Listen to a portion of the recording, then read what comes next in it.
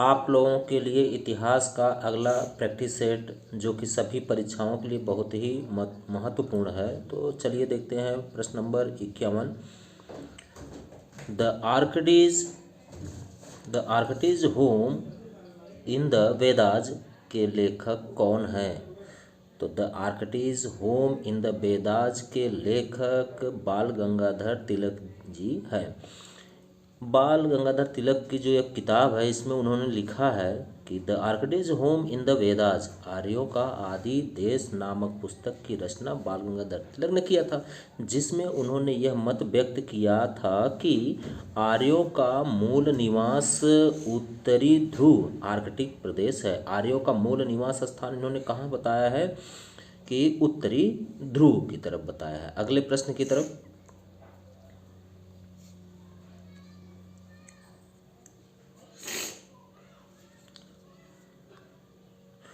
उपनिषद की विषय वस्तु क्या है? तो उपनिषद का मतलब इसमें सब कुछ केवल दर्शन से ही संबंधित लिखा हुआ है, अर्थात सत्य की खोज। इसमें उपनिषद उत्तर वैदिक काल की रचना है। कब की है? उत्तर वैदिक काल की, ऋग्वेद की नहीं है, ऋग्वैदिक काल की। इसमें आत्मा, परमात्मा, मोक्ष, सत्य की खोज, पुनर्जन्म इत्यादि इनकी विषय वस्तु है रही, इसलिए इन्हें पराविधा या आध्यात्म विद्या भी कहा गया है। उपनिषद, प्रामाणिक उपनिषदों की संख्या कितनी मानी गई है? 10 मानी गई है। अगला प्रश्न,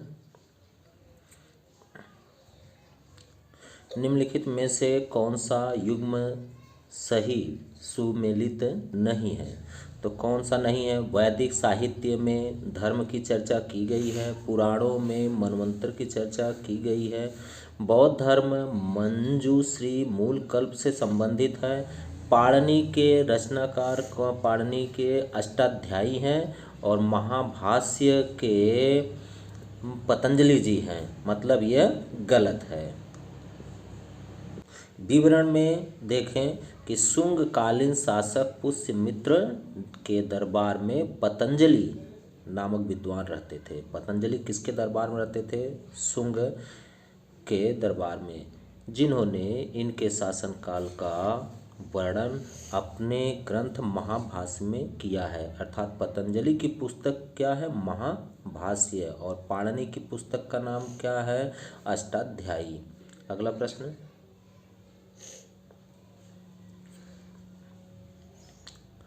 प्राचीन भारतीय जिस विवाह में कन्या के पिता को गाय मिथुन देने की शर्त होती थी उसे क्या कहते थे? तो उसे आर्ष विवाह कहा जाता है।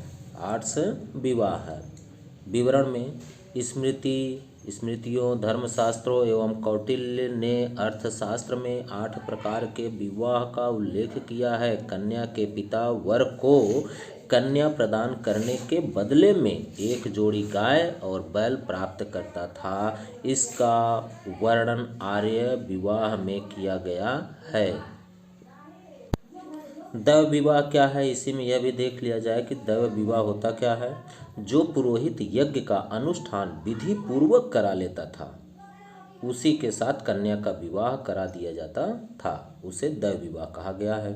प्रजापत्य विवाह क्या है? जब वर वधू धर्म का आचरण करते हुए विवाह करते हैं। वर और वधू दोनों किसका आचरण करते हुए? धर्म का आचरण करते हुए विवाह करते हैं, तो उसे प्रजापत्य विवाह कहते हैं। ब्रह्म विवाह है। इस विवाह को सर्वोत्तम माना गया है। इसमें लड़की का पिता वेदज्ञ एवं शीलवान वर ढूंढता है, जो वर्तमान में चल रहा है। अगला प्रश्न,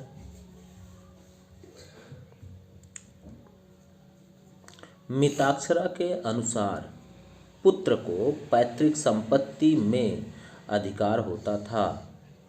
तो मिताक्षरा के अनुसार जो पुत्र है उसको अपने पिता की संपत्ति में अधिकार होता है। कब से होता है यह है? तो उन्होंने बताया है कि पुत्र के जन्म लेते ही पिता की संपत्ति में उसका अधिकार हो जाएगा। उसके पिता के संन्यास ग्रहण करने के बाद ऐसा नहीं। उसके पिता की मृत्यु के बाद? बिल्कुल नहीं। उसके पिता, उसके माता और पिता दोनों की मृत्यु के बाद? बिल्कुल नहीं। जब बच्चा जन्म लेगा उसी समय संपत्ति में उसका अधिकार हो जाता है। विवरण में ऋग्वैदिक काल में परिवार की संपत्ति पर पिता का एकाधिकार होता था। याज्ञवल्क्य ने मिताक्षरा में संपत्ति के अधिकार के सिद्धांत का प्रतिपादन किया है कि पिता के जीवन काल में ही पुत्र को उसकी संपत्ति में अधिकार प्राप्त है। अगला प्रश्न,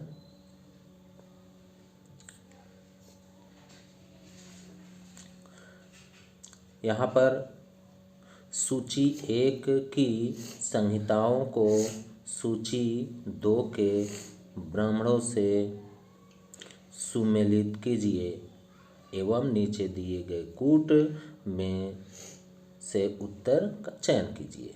चलिए, तो जैसे ऋग्वेद का ब्राह्मण कौन सा है? तो ऋग्वेद का कौशितकी है, ए का। दूसरा बी में यजुर्वेद के लिए क्या है?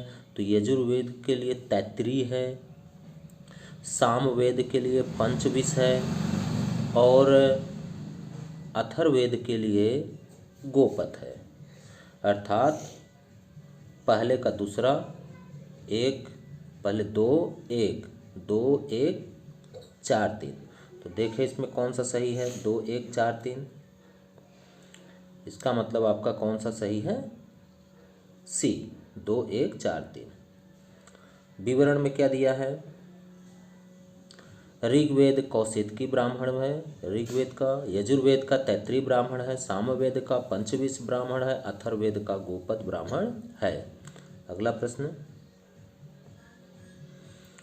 वेदों से संबंधित निम्नलिखित कथनों पर विचार कीजिए। वेदों से, तो उनमें सबसे प्राचीन वेद क्या है? ऋग्वेद है, सत्य है। सामवेद पाली में है, गलत है, पाली में नहीं है। जिस भाषा में जो है कि ये आपका ऋग्वेद है अर्थात ब्राह्मी लिपि संस्कृत में, उसी में आपका सामवेद भी है। अर्थात केवल एक सही है, दूसरा गलत है। विवरण देखा जाए इसका। भारतीय संस्कृति में वेद सनातन वर्णाश्रम धर्म के मूल और सबसे प्राचीन ग्रंथ है। ऋग्वेद सबसे प्राचीन वेद है और सभी वेद संस्कृत भाषा में लिखे गए। सभी वेद किस भाषा में है? संस्कृत भाषा में। अगला प्रश्न, वैदिक साहित्य में किसे पुरंदर के नाम से जाना जाता है? तो पुरंदर किसे कहा गया है? इंद्र को पुरंदर कहा गया है। विवरण में वैदिक साहित्य में इंद्र को पुरंदर अर्थात पुरों पर विजय करने वाला, पुर अर्थात किलों को तोड़ने वाला कहा गया है। इंद्र वीरता, सकित बादल व तड़ित का देवता कहा जाता था। उसे वज्रबाहु भी कहा जाता है। ऋग्वेद में इंद्र शब्द का उल्लेख 250 बार किया गया है। इससे ज्ञात होता है कि इंद्र वैदिक युग का महत्वपूर्ण देवता था। अगला प्रश्न, बौधायन सूत्र के अनुसार राजा अपनी प्रजा की रक्षा करता था। राजा अपनी प्रजा की रक्षा करता था जिसके बदले उसे प्रजा से प्राप्त होता था। तो प्रजा से क्या प्राप्त होता था? वह कर अर्थात कितना भाग? छठा भाग। जितना वह उपज करता था उसका छठा भाग राजा का होता था। आगे इसका विवरण देख लिया जाए। बौधायन सूत्र के अनुसार वैदिक काल से राजा प्रजा का रक्षक, पोषक व समर्थक रहा है। प्रजा उसका अनुगमन करती है। महाकाव्य एवं स्मृतियों में भी कराधान का शास्त्रीय सिद्धांत प्रस्तुत किया गया है। कौटिल्य का अनुसरण करते हुए गौतम, बौधायन व नारद ने भी कराधान सिद्धांत की विवेचना की है। इनके अनुसार राजा संपूर्ण भूमिज का स्वामी होता है तथा वह प्रजा से 1/6वां भाग ग्रहण करता है। हालांकि भूमि के स्वामित्व काल के संदर्भ में अलग अलग मत मिलते हैं। अगला प्रश्न, उपनिषद दर्शन का प्रमुख उपबंध क्या है? तो उपनिषद दर्शन जो है उसका प्रमुख संबंध किससे है? यज्ञवाद से नहीं, देववाद से नहीं, भाग्यवाद से बिल्कुल नहीं, ब्रह्म ज्ञान से है, क्योंकि इसमें चिंतन होता है। भारतीय उपनिषद भारतीय आध्यात्मिक चिंतन अर्थात दर्शन के मूलाधार है। ये ब्रह्म विद्या है, अर्थात उपनिषद का संबंध ब्रह्म ज्ञान से है। उपनिषद चिंतनशील एवं कल्पशील मनीषियों की दार्शनिक काव्य रचनाएं हैं। उपनिषद में मनश्चेतना, मानसिक अनुभूति या अंतःदृष्टि के आधार पर हुए आध्यात्मिक स्फुरण या दिव्य प्रकाश को ही वर्णन का आधार बनाया गया है। अगला प्रश्न, पूर्व वैदिक काल में निम्न में से कौन सा संस्थान समाज के संसाधनों के विवरण हेतु उत्तरदायी था? तो किसके लिए है यह? विदत के लिए। पूर्व वैदिक काल की बात करें तो कौन सा संस्थान समाज में संसाधन के विवरण हेतु होता है? तो उसको विदत कहा जाता था। बाद में सभा और समिति आई है। पूर्व वैदिक काल में विदत सबसे प्राचीन संस्था थी। इन संस्थान में समाज के संसाधनों के विवरण का उल्लेख है। इसे जनसभा भी कहा जाता है। कोई ग्रामों के समूह को विस कहा जाता है, कई ग्रामों के समूह को, तथा सभा को वृद्ध अर्थात श्रेष्ठ एवं अभिजात संभ्रांत लोगों की संस्था मानी जाती थी, जबकि समिति केंद्रीय राजनीतिक संस्था जनता की प्रतिनिधि थी। अगला प्रश्न, निम्नलिखित में से कौन सा कथन वेदों में सत्य नहीं है? कौन सा कथन सत्य नहीं है? तो ऋग्वेद में 1028 ऋचाओं का संग्रह किया गया है। सूक्त है इतना। यह ऋचाएँ अधिकतर प्रार्थनाएं हैं जो यज्ञ में प्रयोग की जाती हैं, सत्य है। यजुर्वेद में गद्य और मंत्रों के रूप में यज्ञ किए हैं, इसमें तो संशय लग रहा है। ये पुरोहित द्वारा उच्चारित किए जाते थे। पुरोहित द्वारा, यह पुरोहित यज्ञ का अग्निहोत्री संपादित करता था, इस संशय में है।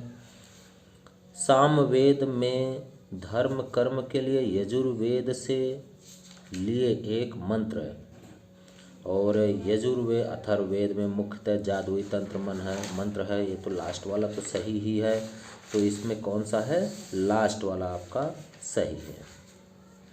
और इन सब में यह है 1028 तो होता है, लेकिन सूक्त होता है, ऋचाएँ नहीं होती। ऋचाओं की संख्या कितनी है?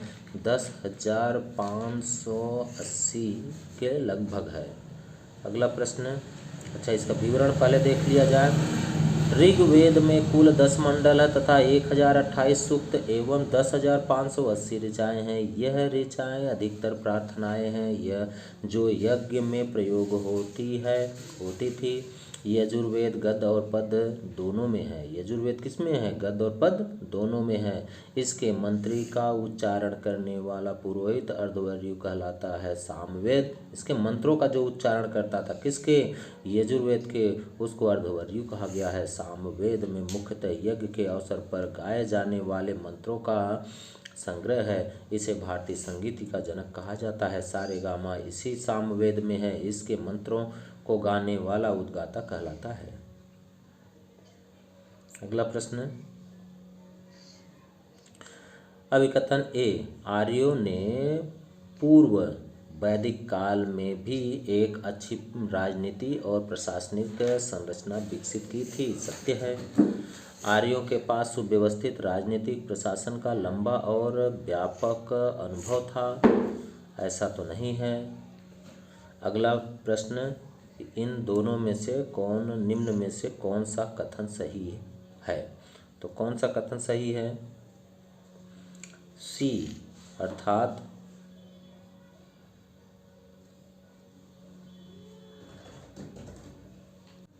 तो इसका विवरण देखा जाए, सैंधव सभ्यता के पश्चात भारत में जिस सभ्यता का प्रादुर्भाव हुआ उसे वैदिक सभ्यता या आर्य सभ्यता के नाम से जाना जाता है। आर्य सभ्यता का ज्ञान वेदों से होता है। आर्यों का विस्तार अफगानिस्तान, पंजाब, पश्चिम उत्तर प्रदेश तक था। परंतु इन्होंने एक अच्छी राजनीतिक और प्रशासनिक संरचना को विकसित नहीं कर पाए। इसका प्रमुख कारण इनके पास व्यवस्थित राजनीतिक प्रशासन का लंबा और व्यापक अनुभव का होना न था। इसमें ऐसा बिल्कुल नहीं था। अगला प्रश्न, कौन सा प्राचीन भारतीय सभ्यता रंगीन ग्रेवेयर संस्कृति से पहचानी जाती है? तो यह उत्तर वैदिक की जो ग्रेवेयर है उसको पहचानी जाती है। विवरण इसका, उत्तर वैदिक कालीन सभ्यता का मुख्य केंद्र मध्य प्रदेश था, जिसका प्रसार सरस्वती से लेकर गंगा दोआब था। चित्रित धूसर मृदभांड इस काल की विशेषता थी, क्योंकि यहाँ के निवासी मिट्टी के चित्रित और भूरे रंग के कटोरों तथा थालियों का प्रयोग करते थे। इन स्थानों को पेटेंट ग्रेवेयर PGW के नाम से जाना जाता था। यहाँ की सभ्यता ग्रेवेयर संस्कृति पहचानी जाती है। अगला प्रश्न, ऋग्वेद के किस मंडल में गायत्री मंत्र लिखा गया है? तो गायत्री मंत्र जो लिखा हुआ तृतीय मंडल में। विवरण में देखिए कि गायत्री मंत्र का उल्लेख ऋग्वेद के तृतीय मंडल में मिलता है। इसके रचनाकार जो है विश्वामित्र है, और यह मंत्र किसको समर्पित है? तो सविता अर्थात सूर्य देवता को समर्पित है। बीच में कुछ प्रश्न छूट गए जो कि कॉपी सही से नहीं हुआ है। अगर आप लोगों को वीडियो पसंद आए तो प्लीज़ इसको शेयर ज़रूर करिए। अगला प्रश्न, नारायण के साथ विष्णु के तादात्म्य का प्राचीनतम उल्लेख प्राप्त होता है। नारायण के साथ, तो नारायण के साथ अगर देखा जाए विष्णु का तादात्म्य जो मैच किया है तो तैत्तिरीय आरण्यक से, पतंजलि से, या महाभारत या बौधान से, तो महाभारत से यह लिखा गया है महाभारत में। जैसे विवरण में देखें, नारायण के साथ विष्णु के तादात्म्य का उल्लेख सर्वप्रथम महाभारत के शांति पर्व में मिलता है, जहां उन्हें सर्वव्यापी एवं सभी को उत्पन्न करने वाला बताया गया है। यद्यपि नारायण का प्रथम उल्लेख ब्राह्मण ग्रंथों में मिलता है, विष्णु का तादात्म्य नारायण से स्थापित हो जाने पर पंचरात्र धर्म, भागवत धर्म अस्तित्व में आया। नारायण के उपासक पंचतंत्र कहे जाते हैं, पंचरात्र कहे जाते हैं। अगला प्रश्न, इनमें से कौन सा वैदिक सूर्य देवता नहीं थे? तो आप सावित्री, विश्वकर्मा, सविता यह सूर्य देवता हैं, लेकिन विष्णु सूर्य देवता नहीं हैं। विष्णु उरुक्रम विष्णु का नाम है, न कि सूर्य का। अन्य सभी विकल्प सही था। अगला, ऋग्वेद के प्राचीनतम भाष्यकार निम्नलिखित में से कौन सा है? प्राचीनतम, तो इसमें से माधव भट्ट या सायण या फिर स्कंद स्वामी या वेंकट माधव, तो इसमें से कौन सा सबसे प्राचीन है? तो यह सी आपका है, अर्थात स्कंद स्वामी। विवरण में देख लिया जाए, भारतीय साहित्य के सर्वाधिक प्राचीन व विश्वसनीय ग्रंथ ऋग्वेद का कई महान साहित्यकारों द्वारा आलोचनात्मक विश्लेषण प्रस्तुत किया गया है, परंतु विद्वान स्कंद स्वामी ऋग्वेद के प्रथम भाष्यकार थे। अगला प्रश्न है कि ऋग्वेद के नदी स्तुति सूक्त से किन दो नदियों के बीच वैदिक नदी सरस्वती की स्थिति का बोध होता है? तो इसमें यमुना और शतुद्री नदी। प्रश्न क्या पूछा है कि ऋग्वेद के नदी स्तुति सूक्त से किन दो नदियों के बीच वैदिक नदी सरस्वती की स्थिति है? तो इन यमुना और शतुद्री के बीच में सरस्वती नदी है। इसमें विवरण ऋग्वेद के नदी स्तुति सूक्त में यमुना एवं शतुद्री सतलज, शतुद्री को क्या कहा है वर्तमान में है सतलज, नदियों के बीच वैदिक नदी सरस्वती की आधुनिक नाम घग्गर था, जिसकी गणना उस समय की प्रमुख नदियों में से एक थी। अगला प्रश्न, महाजल प्लावन की कथा जिसमें देवी मत्स्य द्वारा मनु की रक्षा करने का विवरण है, किस ग्रंथ में उपलब्ध है? तो जल प्लावन किस में लिखा गया है? आपका शतपथ ब्राह्मण में लिखा गया है। इसमें विवरण देख लिया जाए। यजुर्वेद एक कर्मकांडी वेद है। इसमें विभिन्न यज्ञों से संबंधित अनुष्ठान विधियों का उल्लेख है। यह वेद गद्य एवं पद दोनों में रचित है। यजुर्वेद की दो शाखाएं हैं, शुक्ल यजुर्वेद और कृष्ण यजुर्वेद। शुक्ल यजुर्वेद का केवल एक ब्राह्मण ग्रंथ शतपथ ब्राह्मण है। यह सबसे प्राचीन तथा सबसे बड़ा ब्राह्मण ग्रंथ माना जाता है। शतपथ ब्राह्मण में जल प्लावन कथा, पुनर्जन्म का सिद्धांत, पुरुरवा उर्वशी का आख्यान, राम कथा तथा अश्विनी कुमार द्वारा च्वयन ऋषि को यौवन दान का वर्णन। शतपथ ब्राह्मण का लेखक महर्षि याज्ञवल्क्य जी हैं। अगला प्रश्न, निम्नलिखित में से ग्रंथ में इतिहास पुराण को पंचम वेद किसे कहा गया है? पांचवां वेद, चार वेद तो होते हैं, तो पांचवां वेद किसे कहा गया है? अब पांचवां वेद इसमें छांदोग्य उपनिषद को पंचम वेद कहा गया है।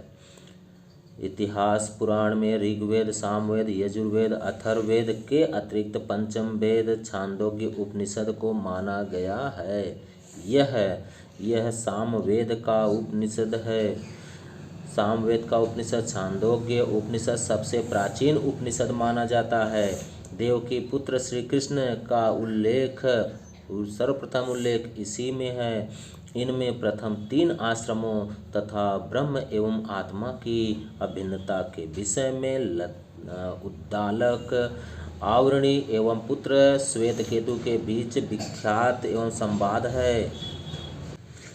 याज्ञवल्क्य एवं अगला प्रश्न आपका कि याज्ञवल्क्य एवं मैत्रेयी को दार्शनिक संवाद किस उपनिषद में वर्णित है? तो आपका बृहदारण्यक में है। मैत्रेयी याज्ञवल्क्य का किस में है? बृहदारण्यक में है। विवरण, यजुर्वेद के प्रमुख उपनिषद बृहदारण्यक उपनिषद, कठोपनिषद, ईशोपनिषद, श्वेताश्वर उपनिषद है। बृहदारण्यक उपनिषद में याज्ञवल्क्य, गार्गी, मैत्रेयी का दार्शनिक संवाद का वर्णन है, जबकि कौशिक ऋग्वेद का उपनिषद है तथा छांदोग्य उपनिषद सामवेद का उपनिषद है। छांदोग्य उपनिषद सबसे प्राचीन उपनिषद माना जाता है। देवकी पुत्र कृष्ण का सर्वप्रथम उल्लेख इसी में है। अगला प्रश्न, किस ग्रंथ में अवतारवाद की चर्चा की गई? अवतारवाद किस में है? भगवत गीता में लिखा गया है। अवतारवाद की चर्चा का उल्लेख सबसे पहले भगवत गीता में मिलता है। नारायण, नृसिंह एवं वामन दैवी अवतार माने जाते हैं और शेष 7 मानवीय अवतार माने जाते हैं। वासुदेव कृष्ण सहित 4 वृषणी वीरों की पूजा की चतुर्व्यूह के रूप में कल्पना की गई थी। चतुर्व्यूह पूजा का सर्वप्रथम प्रयोग विष्णु संहिता में मिलता है। अगला प्रश्न, निम्नलिखित में से किस ग्रंथ में जल प्लावन की कथा का वर्णन है? जल प्लावन किसमें था? अभी पीछे पढ़ चुके थे, शतपथ ब्राह्मण में।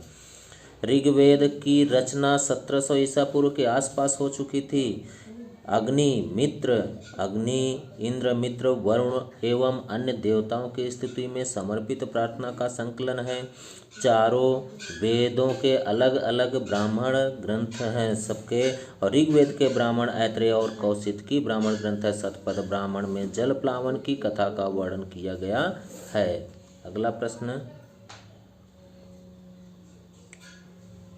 निम्नलिखित में से कौन एक ग्रंथ वैदिक कालीन रत्नियों की सूची का उल्लेख करता है? तो रत्नियों की सूची किसमें है? शतपथ ब्राह्मण में ही है। यजुर्वेद की संहिता तथा ब्राह्मण ग्रंथों में राज्य के कुछ उच्च पदाधिकारियों का वर्णन है जिन्हें रत्नी कहा जाता है। शतपथ ब्राह्मण में 12 प्रकार के रत्नियों का उल्लेख मिलता है। तो रत्नी का उल्लेख किसमें है? शतपथ ब्राह्मण में। अगला प्रश्न, किस उपनिषद में चारों आश्रमों का सर्वप्रथम उल्लेख मिलता है? तो चारों आश्रम किसमें मिलते हैं? आपके जबालोपनिषद में मिलते हैं। 3 आश्रमों का उल्लेख सर्वप्रथम छांदोग्य उपनिषद में 3 आश्रम का मिलता है तथा चारों आश्रमों का वर्णन सर्वप्रथम जाबालोपनिषद में मिलता है। उत्तर वैदिक काल में ब्रह्म एवं क्षत्र तथा मित्र एवं वरुण का उल्लेख है। वह ब्राह्मण एवं क्षत्रियों के पारस्परिक मनमुटाव का द्योतक है। अगला प्रश्न, ये सभी प्रश्न किसी न किसी एग्जाम में जरूर पूछा गया है। निम्नलिखित किस वेद में आहुति अर्थात बलिदान संबंधी सूत्र है? तो बलिदान संबंधी सूत्र कहाँ पर है? तो यजुर्वेद में मंत्र पढ़ा जाता है क्योंकि इसी टाइम में यज्ञ होता है। विवरण में देखा जाए, यजुर्वेद के अनुसार अध्वर्यु याज्ञिक कर्मकांड की विधियों का समुचित रूप से अनुष्ठान करते थे। यजुर्वेद में याज्ञिक कर्म कांड करते समय आहुति बलिदान दी जाती थी। ये ऋग्वेद में वेद मंत्रों द्वारा देवताओं का आवाहन किया जाता था। सामवेद में उद्गारती वर्ग के पुरोहित पक्ष में साम का गायन करते थे। अथर्ववेद संपूर्ण यज्ञ प्रक्रिया का निरीक्षण करता था। माध्यमिक शिक्षा सेवा चयन यह गलत आया था, लेकिन अब उससे क्या है। अगला प्रश्न, वैदिक काल में निष्क क्या है? निष्क का मतलब होता था वैदिक काल में आभूषण। वैदिक काल में हिरण्य एवं सुवर्ण शब्द का प्रयोग सोने के लिए किया जाता था। निष्क सोने का एक आभूषण होता था। ऋग्वेद में शर्त, ब्रात तथा गण सैंटिक इकाइयाँ थी। पृथ्वीकृत का प्रयोग अग्नि देवता के लिए किया जाता था। ऋग्वेद में विवाह की उम्र 16 वर्ष घोषित की गई थी। अगला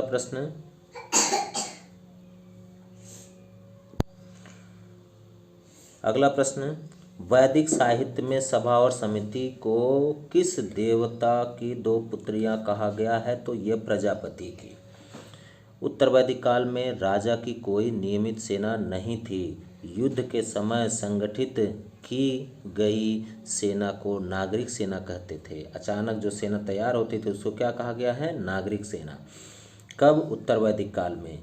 अथर्ववेद में सभा एवं समिति को प्रजापति की 2 पुत्रियां के समान माना गया है। उत्तर वैदिक काल में सामवेद, यजुर्वेद एवं अथर्ववेद तथा ब्राह्मण ग्रंथों, आरण्यक एवं उपनिषद की रचना हुई है। अगला प्रश्न,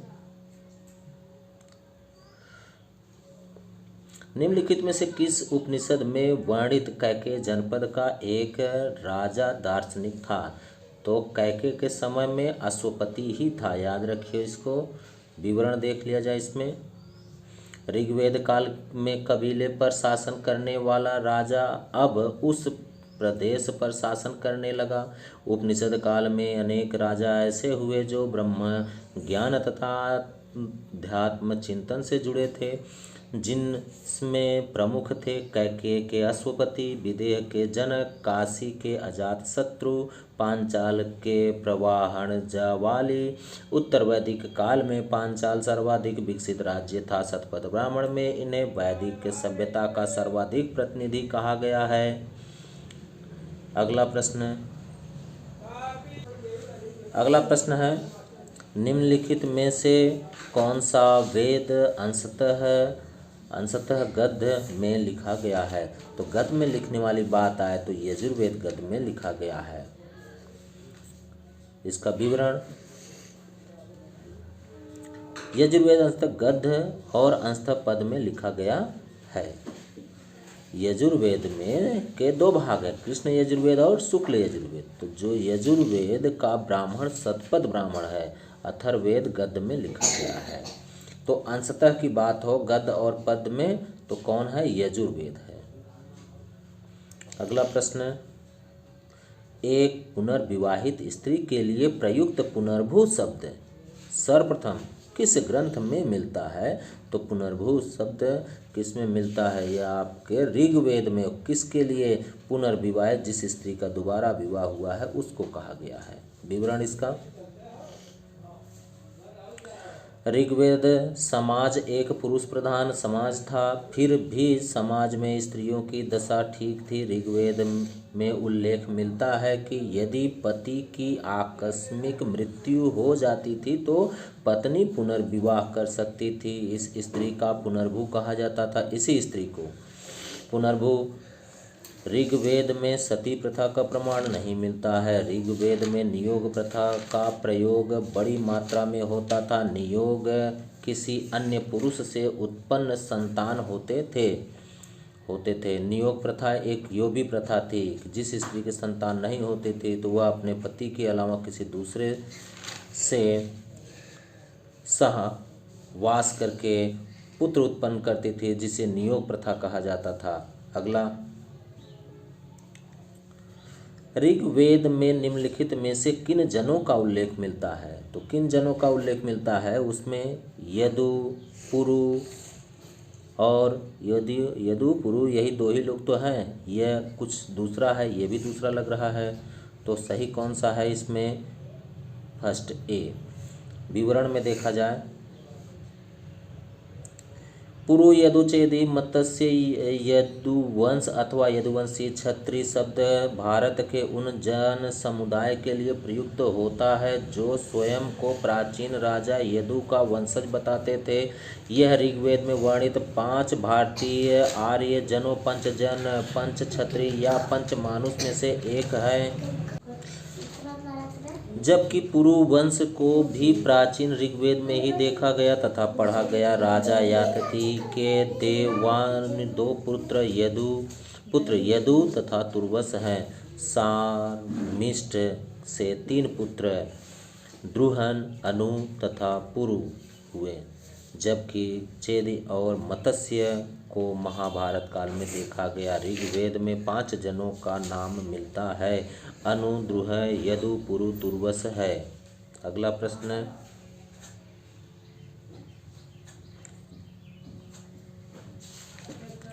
वैदिक युग में राजा के पश्चात महत्वपूर्ण अधिकारी कौन था। राजा के पश्चात तो वह पुरोहित होता था, महत्वपूर्ण अधिकारी। विवरण में इसमें कि वैदिक काल प्राचीन भारतीय संस्कृति का एक कालखंड है। उस दौरान वेदों की रचना हुई थी। हड़प्पा संस्कृति के पतन के बाद भारत में एक नई सभ्यता का आविर्भाव हुआ। इस सभ्यता की जानकारी के स्रोत वेदों के आधार पर इसे वैदिक सभ्यता का नाम दिया गया है। राज्याधिकारियों में पुरोहित और सेनानी प्रमुख थे। राजा का प्रशासनिक सहयोग पुरोहितों और सेनानी 12 रत्निन करते थे। पुरोहित राजा का प्रमुख परामर्शदाता होता था। अगला प्रश्न, निम्नलिखित में से कौन सा युग्म सही सुमिलित नहीं है। तो कौन सा नहीं है, जैसे अजातशत्रु, तो ये तो गलत लग रहा है क्योंकि इसकी राजधानी नहीं था। अश्वपति का कैकेय है, जनक का विदेह है, जाबाल, प्रवाहण, जाबाल पांचाल के हैं। विवरण देखा जाए इसमें कि उत्तर वैदिक काल में ब्रह्मदत्त नामक राजकुल का काशी पर अधिकार हुआ। उस काल में महान पंडित शासक हुए। इसके कुल में राजा अजातशत्रु हुए जो आत्मा और परमात्मा के ज्ञान में अनुपम थे। पंजाब में पंजाब में कैके राजकुल के राजा अश्वपति, गंगा यमुना दोआब में स्थित पांचाल शासक राजा प्रवाहन जबाल तथा जनकपुर मिथिला में विदेह के शासक जनकपुर, जिसके दरबार में याज्ञवल्क्य जैसे ज्ञानी महर्षि गार्गी जैसी पंडिता नारियां शास्त्रार्थ करती थी।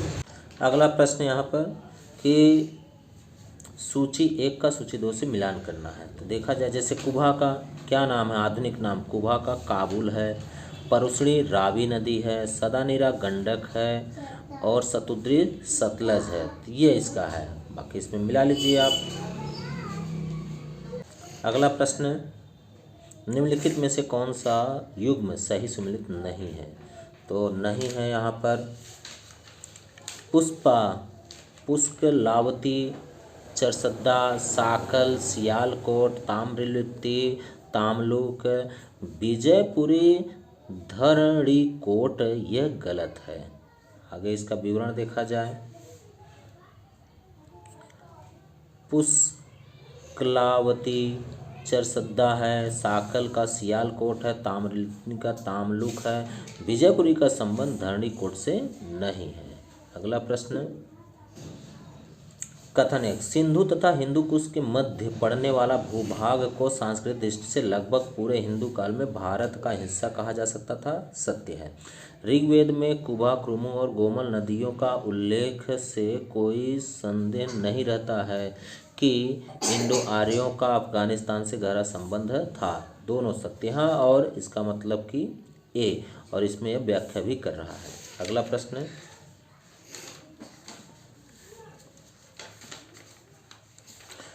इसमें विवरण देख लिया जाए कि ऐसा अनुमान लगाया जाता है कि आर्यों का प्रसार अफगानिस्तान के गंगा घाटी तक था। ऋग्वेद में यत्र तत्र अनेक नदियों और पर्वतों के नाम मिलते हैं। हिमालय की चोटी को मुजवंत कहा गया है, जो सोम के लिए प्रसिद्ध थी। पश्चिम की ओर कुबा, काबुल, क्रुमु, कुर्रम, गोमती, सुवास्तु नदियों के उल्लेख से पता चलता है कि अफगानिस्तान भी उस समय भारत का ही अंग था। अगला प्रश्न, निम्न अभिलेखों को कालानुक्रम करना है। तो यहाँ पर कालानुक्रम के अनुसार अगर देखा जाए, पहले सबसे पुराना बोगसकोई अभिलेख है, उसके बाद डेरियस का बेहिस्तून अभिलेख है, फिर डेरियस का पर्सियोपोलिस अभिलेख है और फिर लास्ट में डेरियस का नक्शे रुस्तम अभिलेख है। मतलब भी सही है। विवरण इसका, अभिलेख का व्यवस्थित क्रम क्या है? बोगसकोई का अभिलेख जो मिला है 400 BC का एशिया माइनर में।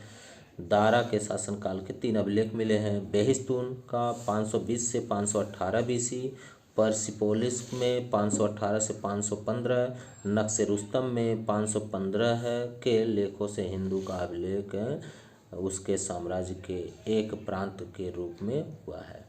अगला प्रश्न, ऋग्वेद के अत्यंत उपयोगी और साथ ही अत्यंत भयावह देवता के रूप में किसका अधिक बार आवाहन किया गया है? तो सबसे अधिक बार किसका आवाहन किया गया? यहाँ पर इंद्र का किया गया है। इसका जो विवरण है उसमें, ऋग्वेद के अत्यंत उपयोगी और साथ ही अत्यंत भयावह देवता के रूप में इंद्र का अधिक बार आवाहन किया गया था। इंद्र को विश्व का स्वामी कहा गया है। वह प्रधानतः युद्ध का देवता है। आर्यों का विचार था कि उसी ने असुरों पर विजय दिलाई है। इंद्र की प्रमुख संज्ञा पुरंदर थी। वह मेघों को रोक कर जल की वर्षा करता था। इसका उल्लेख ऋग्वेद 250 सूक्त हुआ है। किसी अन्य देवता की अपेक्षा इंद्र के शारीरिक लक्षण का विवरण सबसे अधिक विस्तार में हुआ है। अगला प्रश्न, ऋग्वेद से किस ग्रंथ से यह स्पष्ट होता है कि वैदिक सभा और समिति की 2 समितियां हैं? तो यह अथर्ववेद में था, इसको पढ़ चुके हम लोग। अगला प्रश्न यहाँ पे मिलाना है। तो अश्वपति कहाँ के हैं? कैकेय के हैं। प्रद्योत महासेन कहाँ के हैं? और जो परीक्षित हैं वह कुरु के हैं। निचक्षु कहाँ के हैं, तो यह आपके वश भूमि के हैं। और प्रद्योत महासेन अवंती के शासक हैं ये सब। अगला प्रश्न है, निम्नलिखित स्थलों में से कहाँ पर सबसे पहले चित्रित धूसर मृदभांड PGW का प्रमाण मिलता है, तो यह अहिछत्र होगा सबसे पहले।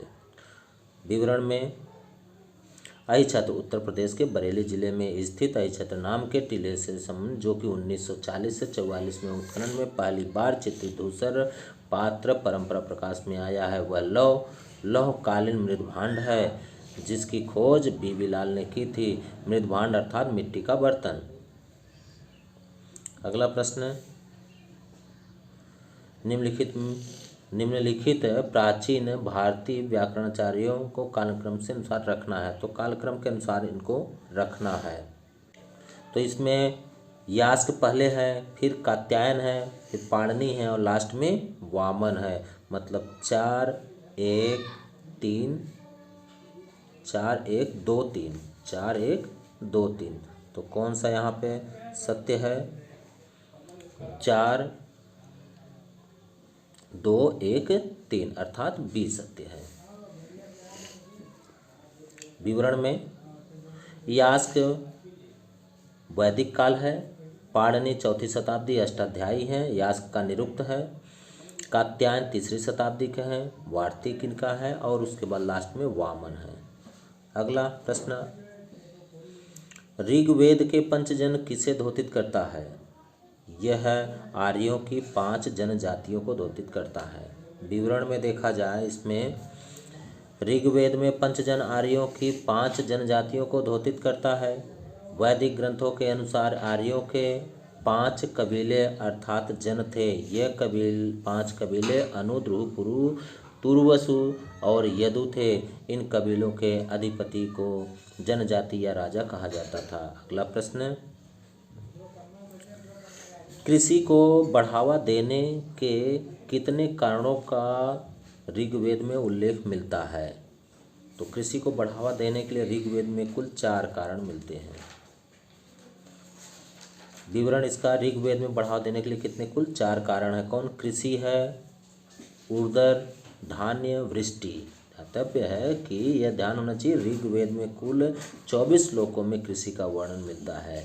सिंचाई का उल्लेख परवर्ती श्लोक में मिलता है। सिंचाई का उल्लेख कहाँ है, परवर्ती श्लोक में। अगला प्रश्न, एशिया माइनर के बोगजकोई अभिलेख में निम्नलिखित वैदिक देवताओं का उल्लेख। एशिया माइनर में, तो एशिया माइनर में इंद्र थे, इंद्र, मित्र, वरुण, नासत्य। कहाँ है ये सब, इंद्र, मित्र, वरुण, नासत्य अर्थात सी सत्य है। विवरण इसका ये तो मिल चुका है और ये आपका लास्ट प्रश्न था। अगर आप लोगों को ये प्रश्न सेट अच्छा लगे तो प्लीज़ इसको लाइक और शेयर करिए। धन्यवाद।